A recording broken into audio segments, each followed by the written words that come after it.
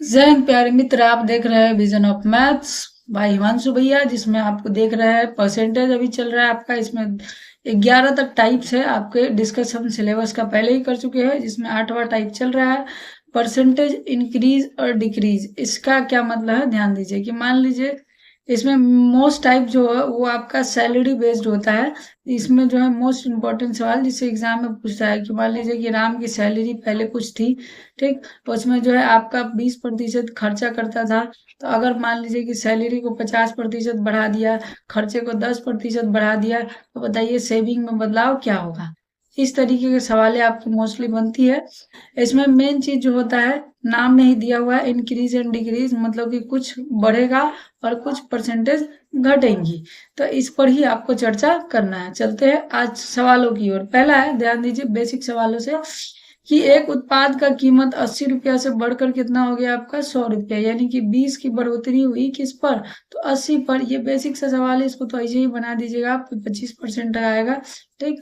तो ये कितना परसेंट का वृद्धि हुआ आपका, 25% का, ठीक। चलते हैं अगले।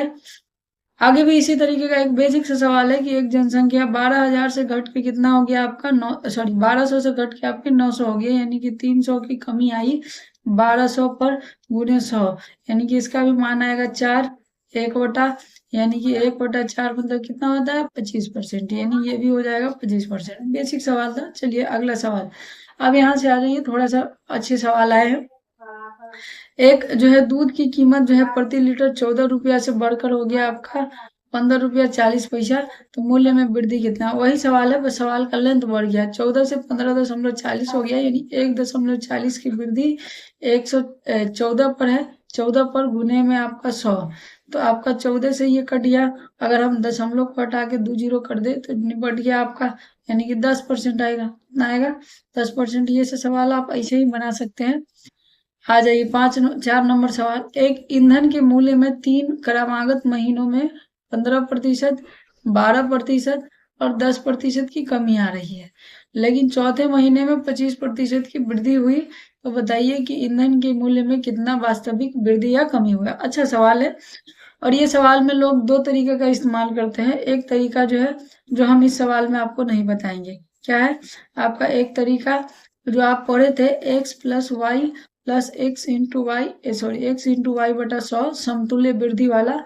इसका इस्तेमाल कर सकते हैं, लेकिन इसका इस्तेमाल हम करेंगे नहीं। क्यों नहीं करेंगे, क्योंकि ये जो है जीरो जीरो नहीं है इसमें, तो जीरो नहीं होने की वजह से ये थोड़ा डेसिमल में ज्यादा आ जाएगा, तो कैलकुलेटिव हो जाएगा। इसमें हम कौन सा मेथड लगाएंगे गुरु, तो इसमें हम लगाएंगे आपका रेशियो मेथड। कौन सा मेथड लगाएंगे, रेशियो मेथड। ऐसे ध्यान दीजिए, 15% का कमी हुआ है। 15 का मान कितना होता है 3/20, यानी कि जो चीजें पहले 20 थी वो आपका अब 17 हो जाएगा। अगला आ जाइए, 12% की आपकी कमी हुई है, यानी कि 4/12, और ये हो जाएगा आपका 25, यानी कि 22 बटा कितना हो जाएगा 25, यानी जो चीज पहले 25 था वो कितना हो गया 22 हो गया। 10% की कमी, यानी 1/10, तो जो पहले 10 था वो 9 हो गया। 25% की वृद्धि, यानी 1/4, जो पहले 4 था वो कितना हो गया आपका 5, ठीक। अब देखिए जो इसमें कटने पिटने वाला है उसको आप काट दीजिए। जैसे यहाँ से हम काट देंगे, 5 से ये कट गया 2 मरतबे, 2 से ये कट गया आपका 11 मरतबे। और कोई कटने वाला है, तो और कोई कटने वाला है नहीं, ठीक। तो आपका 25 दूना 50, कितना हो गया आपका 25 चौके 100, यानी कि आपका 2000 कितना हो गया। और 17 में 9 से गुना करेंगे 153, और 153 3 8 5 1 6 1 1683। 153 में गुना करना आसान है, एक आई डिजिट वैसी रखिए, अब जोड़ते चल जाइए, 3 और 5 8, और आपका जो है ये हो गया 6, और लास्ट में 1 चिपका दीजिए।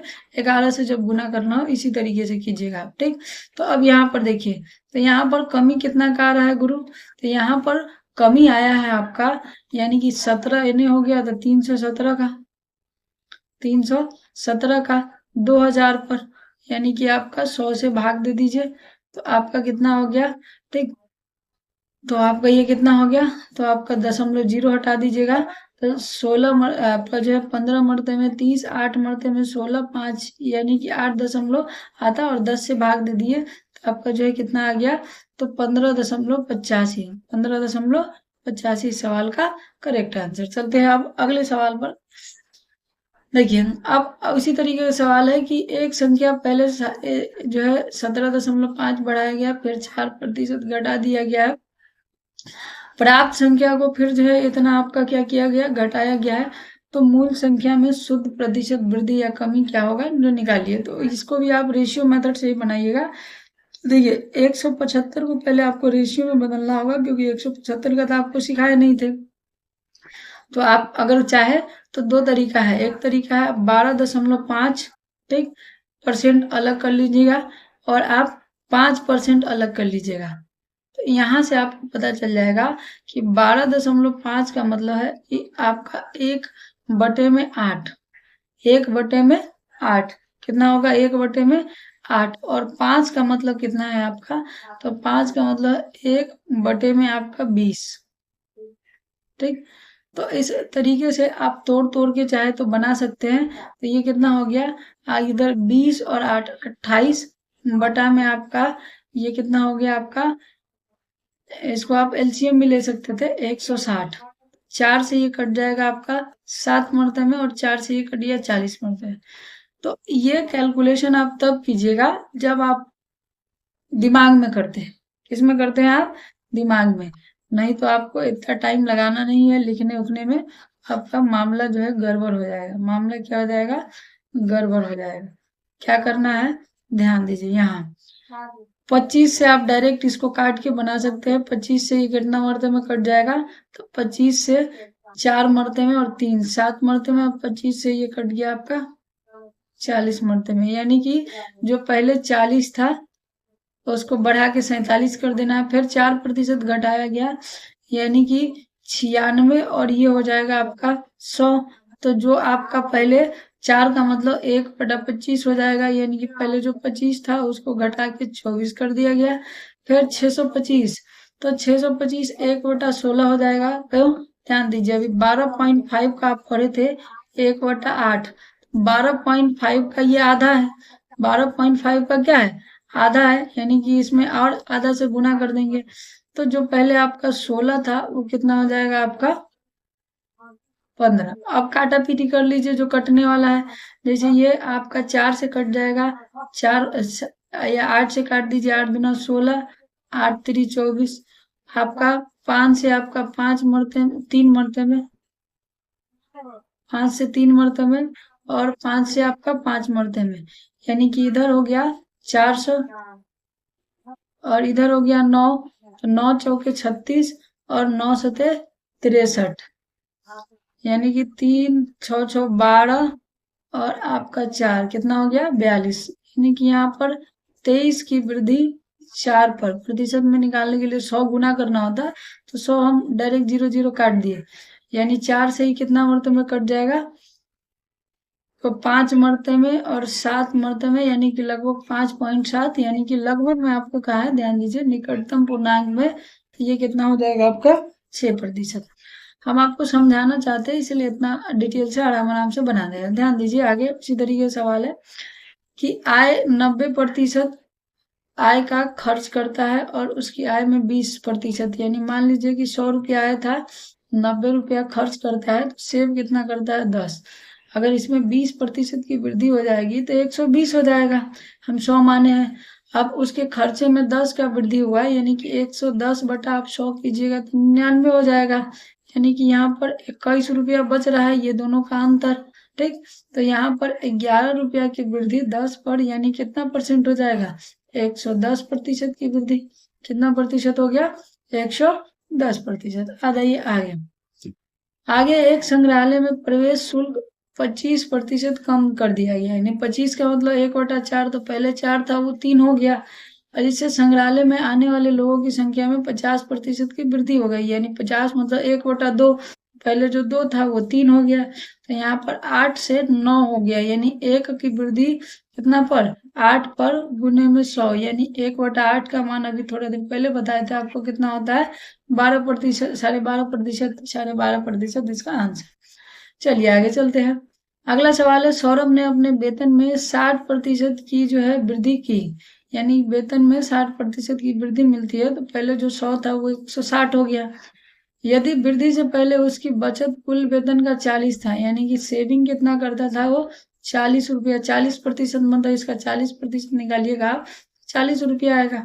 इसका मतलब वो एक्सपेंस खर्चा कितना करता था 60 रुपया, खर्चा कितना करता था 60 रुपया।